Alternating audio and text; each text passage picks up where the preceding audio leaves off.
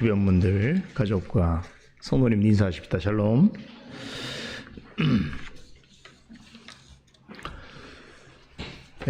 우리 지난주 시간에 이제 마지막 고대 신조로서 아타나시우스 신조를 우리가 살펴보면서 먼저는 이 아타나시우스 신조의 명명된 그 아타나시우스라고 하는 인물에 대해서 그의 생애에 관하여서 함께 나눠보았습니다. 우리가 이 신조를 아타나시우스 신조라고 부르지만 사실은 사도신경처럼 그 저자가 명확하진 않습니다. 11세기 이후 9세기 이후에는 사실 이 아타나시우스 신조의 저자로서 아타나시우스였다 이렇게 이전에는 알려져 왔지만 17세기 이후에는 이 견해는 우리 정통교회에서 받아들이지 않고 있습니다.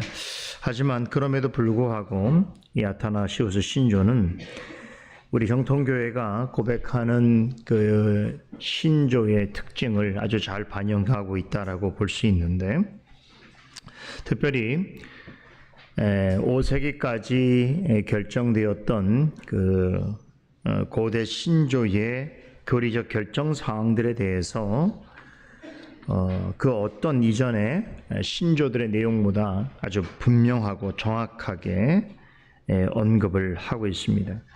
특별히 삼위일체와 그리스도의 양성에 관한 부분과 또 성육신에 관해서 이미 이전 시대에 5세기까지 결정되었던 그 고대 정통 기독교에서의 가장 중요한 신론과 관련된 내용들은 이미 어거스틴을 통해서 신학적으로 잘 정리가 되었는데, 그런 내용들이 이 아타나시우스 신조에서 아주 잘 언급이 되고 있습니다. 무엇보다 좀 그 이전의 신조들과의 그 차이점을 이야기하자면, 물론 이전의 신조들도 매우 논쟁적인 내용들이 있었고 또 그 시기에 따라서 논의되는 그 중심적인 그 신학적 이슈들이 잘 반영이 됐습니다만, 이 아타나시우스 신조에 있어서는 이제 고대 교회가 믿고 받아들여야 될 보편 신앙이라고 하는 개념을 처음으로 언급하면서 이제 정통 기독교의 보편 신앙이라고 하는 것이 어떤 신앙의 고백 위에 서 있는가에 대해서 최초로 그리고 명확하게 언급을 했습니다.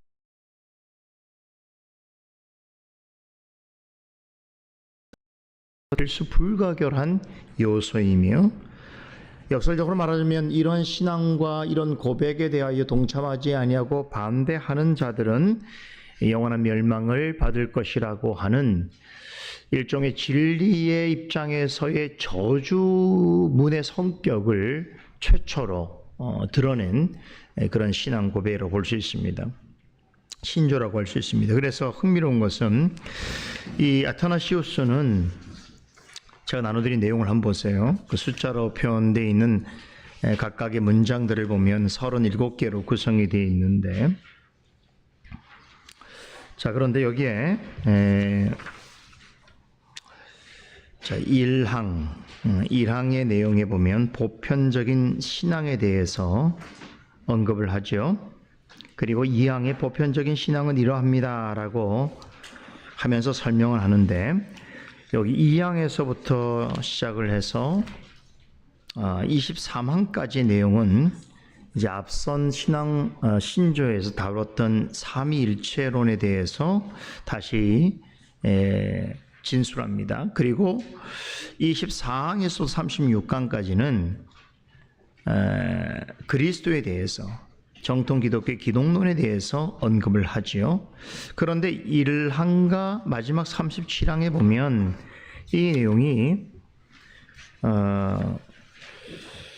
자, 보세요. 1항을부터 보겠습니다. 구원 받으려는 이는 먼저 보편적인 신앙을 확고히 가져야 합니다. 누구든지 신앙을 완전하고 손상 없이 지키지 않으면 영원히 멸망받을 것임에 틀림없습니다.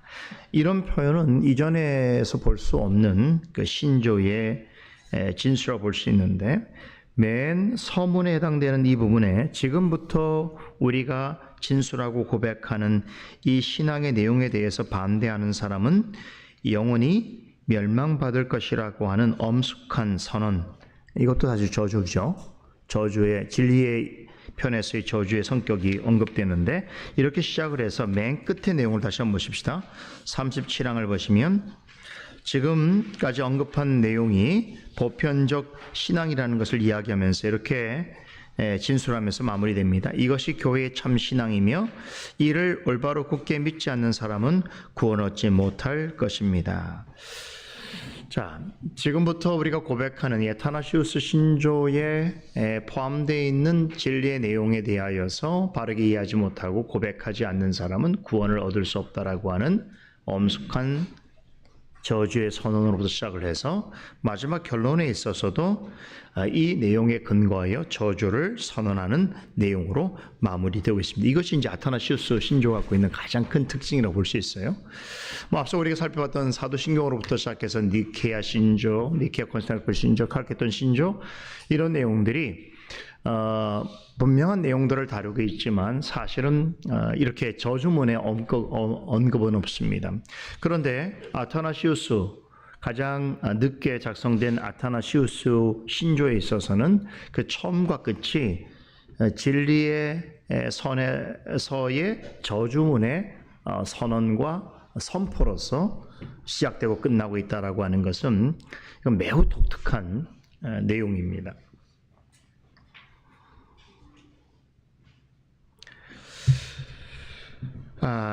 그래서 오늘은 이제 여러분들하고 이 아타나시우스 신조가 갖고 있는 가장 다른 신조들과의 큰 특징, 차이점이 되는 이 저주문에 대해서 그 성격을 좀 여러분들하고 생각을 해보려고 합니다. 자, 이 저주문의 성격을 잘 이해해야 될 필요가 있는 것이, 자, 오늘날 많은 분들이 성경을, 우리가 그리스도인들이 성경을 믿는다라고 고백을 하죠. 그리고 자신이 속해 있는 교회가 받아들인 신조를 너들도 받아들인다라고 인정합니다.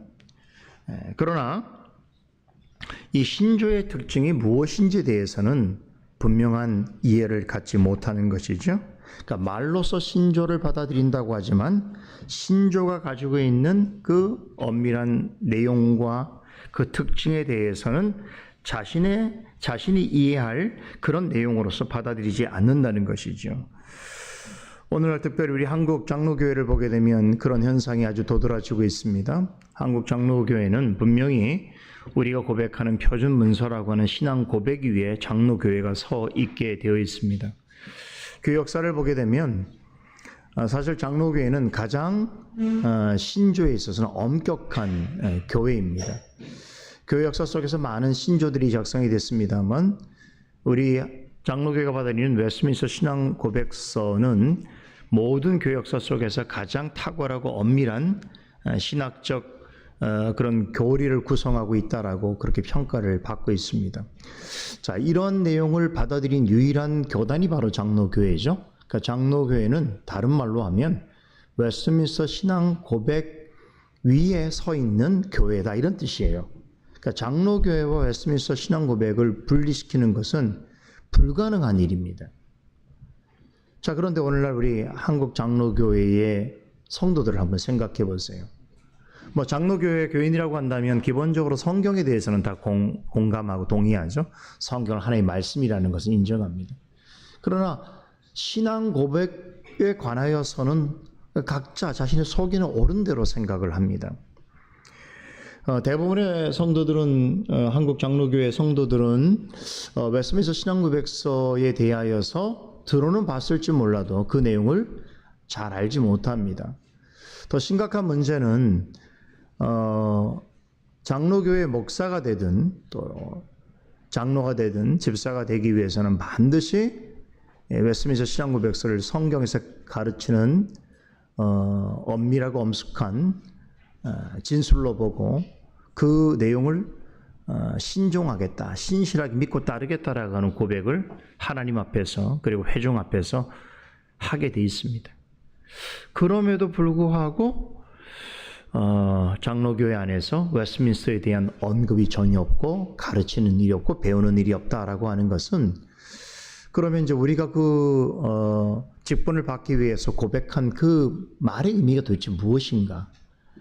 단순한 어떤 통과 의례적인 형식에 불과한 것인가?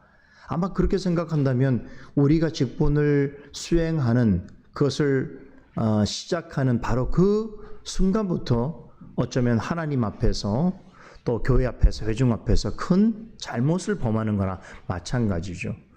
가장 순전하게 가장 진실한 마음으로 사역을 시작해야 될 그 첫 번째 순간부터, 단추를 끼우는 순간부터 거짓을 행하는 것이라고도 볼 수 있는 것이죠. 내가 하지 않을 일을 고백하는 거죠. 나는 성경이 하나님의 유일무이한 하나님의 말씀이요 우리의 신앙과 생활의 법칙이라는 것을 고백함과 동시에 그러한 성경의 가르침이 웨스트민스터 신앙고백서를 통해서 가장 신실하게 드러나고 있다. 그래서 나는 그 웨스트민스터 신앙고백서를 나는 하나님 말씀에 합한 것으로 알고 신중하겠다라고 하는 그 고백을 하는 사람만이 장로교회의 직분자로 설 수 있게 되어지는데, 그 시작 전부터 그 말을 위배하게 된다 그러면 어떻게 되겠습니까? 전 이 부분이 굉장히 두려워요.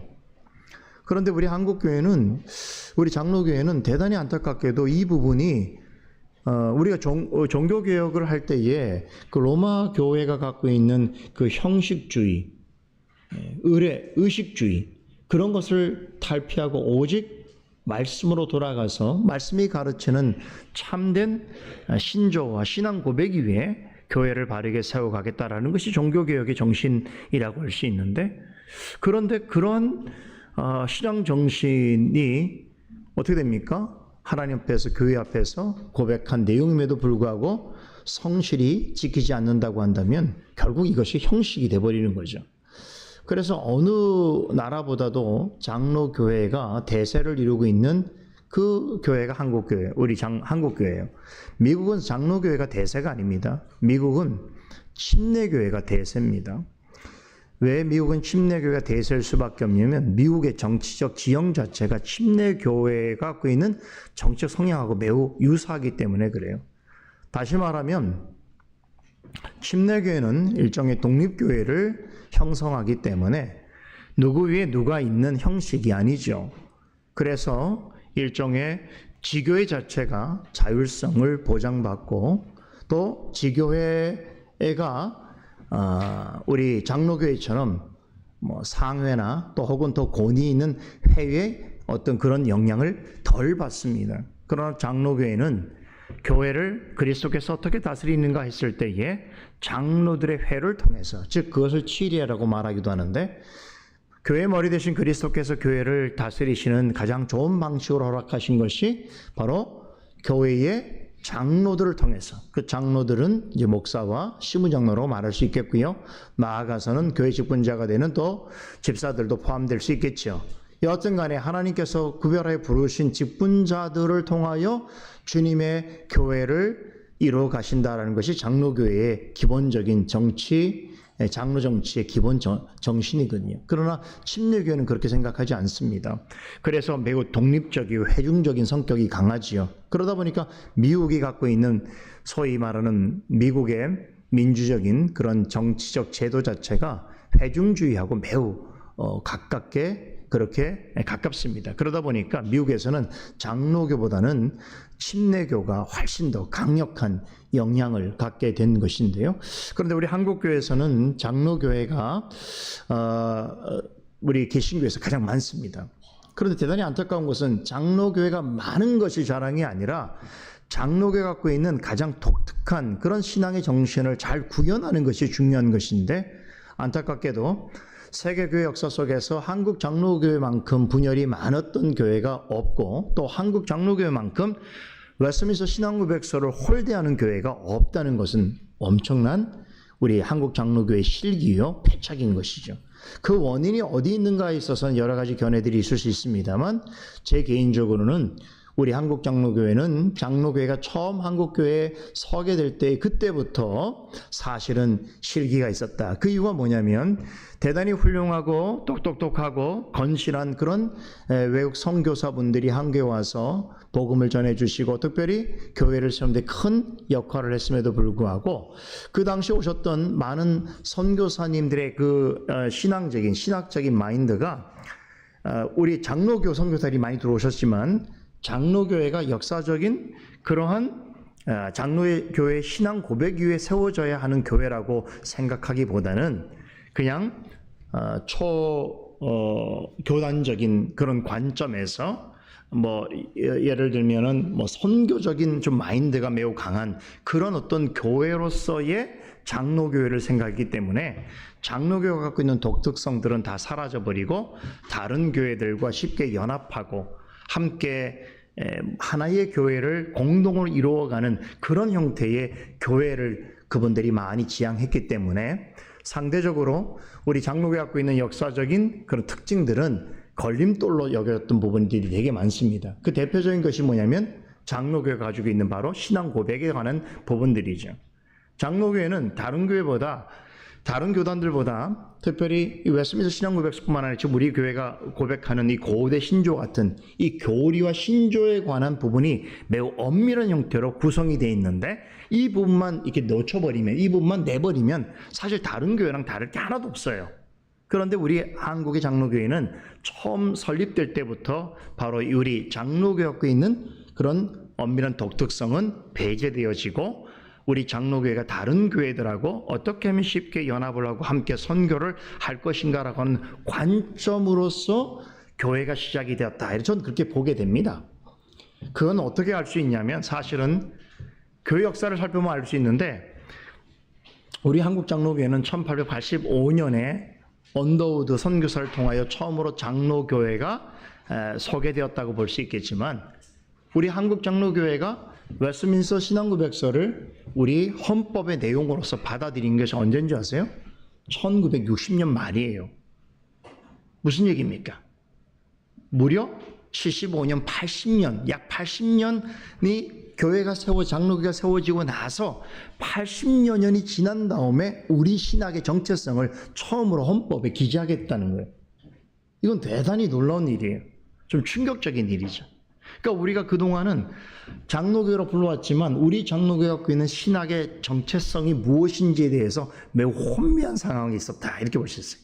이런 7, 80년의 시간 동안 한국 장로교회는 그 엄밀한 특징을 잃어버리게 된 거죠. 그래서 장로교회이지만 웨스트민스터 신앙고백서는 몰랐던 거예요. 고백도 하지 않았던, 가르치지도 않았던 것이고. 이해되세요? 그러니까 외국에서 좀 이런 공부해서 이런 구분을 잘 알고 있는 분들이 한국 교회에 오게 되면 어떤 충격을 받게 되냐면 간판으로 분명히 한국 대한예수교 장로회 무슨 교회라고 그랬는데 그 교회의 문을 열고 들어가 보면 순복음교회하고 거의 비슷한 분위기. 그래도 성도들이 아무런 저항이 없는 거예요. 양심의 가책이 없는 거예요.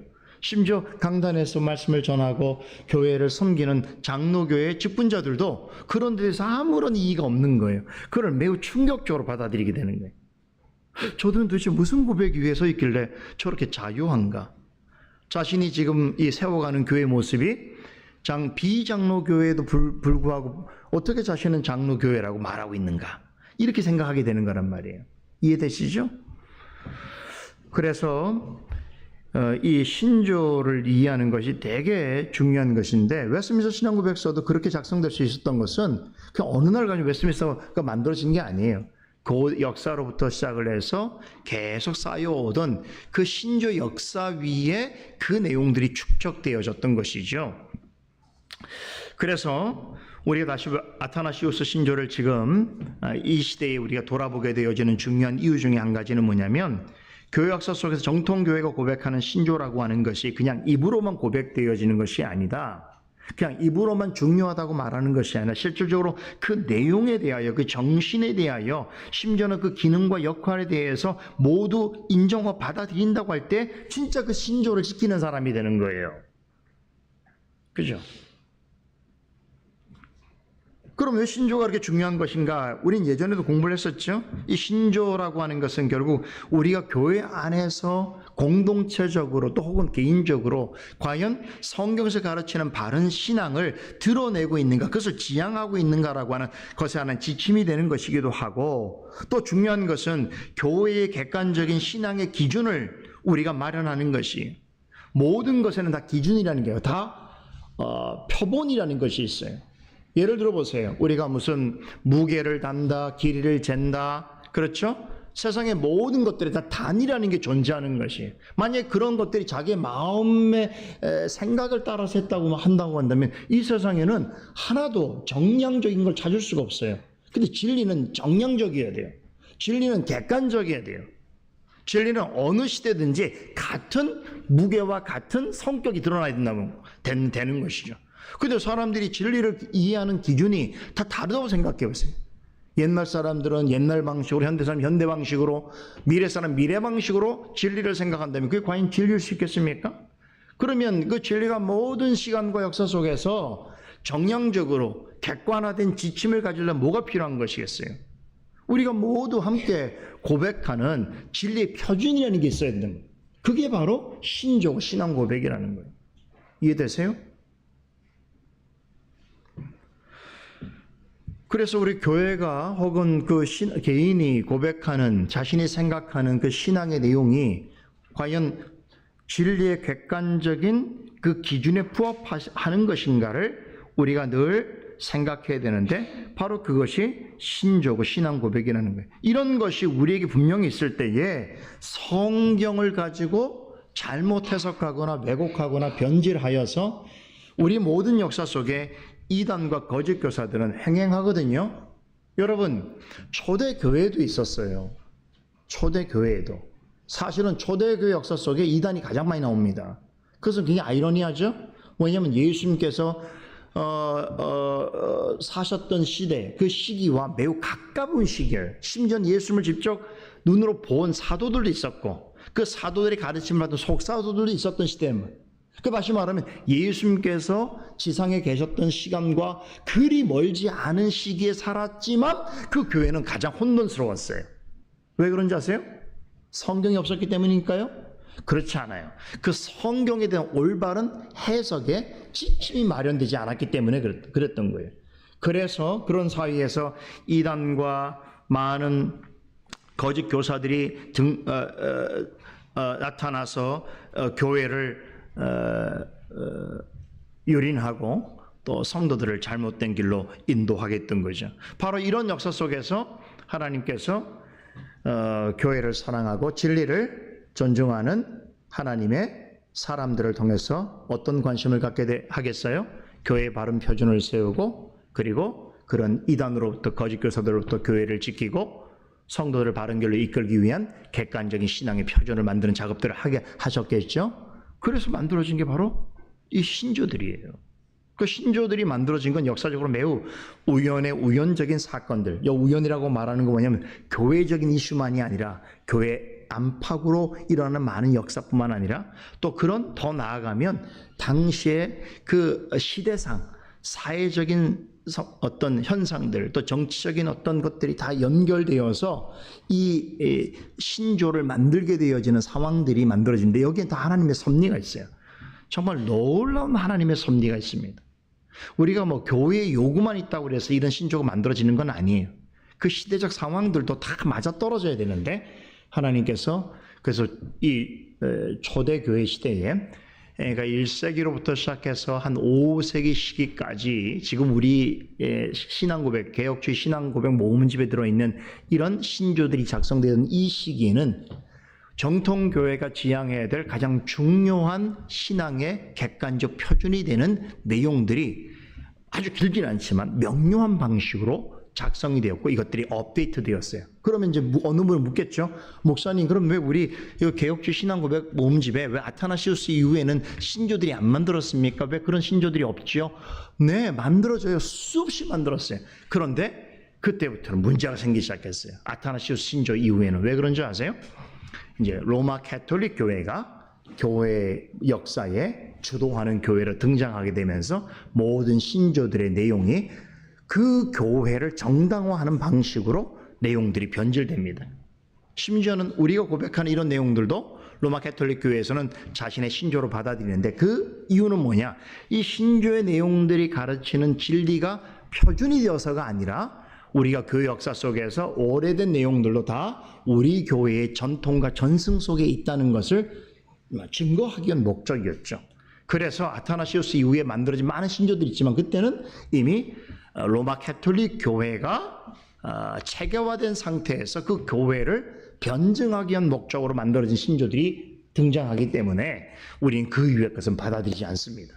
그래서 아타나시우스 신조까지 정통교회가 받아들이는 거예요. 그리고 나서 오랜 시간 동안 우리가 잘 아는 것처럼 다크 에이지라고 하는 중세시대가 진행이 되어지고 그리고 중세시대에 그 속에서도 진리의 빛을 밝혀서 종교개혁이 일어났던 그 시대가 등장하게 되는 것이고 그래서 우리가 다시 신앙 고백의 정신을 온전하게 빛을 바라보게 되고 또 만나게 되어 시점은 바로 종교개혁 이후의 내용들이죠.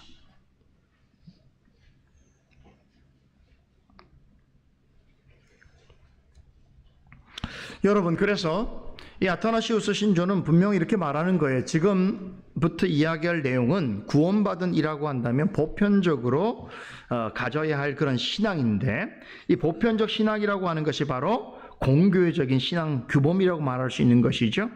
여러분, 성경도 중요하지만 이 성경이 가르치는 바에 따른 그 바른 신앙의 내용과 고백이 되게 중요한 것이. 자, 오늘도 우리가 유아 세례를 하겠습니다만 유아 세례할 때에 우리는 성경에 따른 신앙의 고백을 유아 세례를 통해서 언급하는 거예요. 그럼 유아 세례할 때에 고백하는 그런 고백의 내용들은 성경에 기초한 신앙의 진술이죠. 이 진술이 바로 신조인 거예요. 이 진술이 되게 중요해요. 내가 지금 하고 있는 이 교회 안에서 하고 있는 진술이 과연 성경의 가르침과 일치하는가 안 하는가는 이건 너무너무나 중요한데 그럼 일치하는가 안 하는가는 뭘로? 여러분 이걸 어떻게 여러분이 확인하겠어요? 여러분이 마음으로 확인합니까? 여러분이 경험으로, 여러분 지식으로 확인합니까? 어떻게 이걸 확인할 수 있어요? 그죠? 우리가 문제집에서 우리 아이들이 시험 문제를 풀었어요. 그 문제가 자기는 열심히 풀었어요. 네, 주관식 수학 문제를 풀었다고 생각해 봅시다. 이게 맞는지 틀린지는 어떻게 확인하겠어요? 그 풀기만 하면 답인가요? 답안지가 있어야 되죠. 답안지를 보게 될 때, 아, 이렇게 문제를 풀어가는 게 정답이구나라는 걸 알게 되는 것처럼 우리에게는 신앙의 답안지로서 신조가 반드시 있어야 됩니다. 그래야 내 신앙이, 내 고백이 과연 성경에 합치하는 것인가를 올바르게 판단할 수 있다는 것이죠.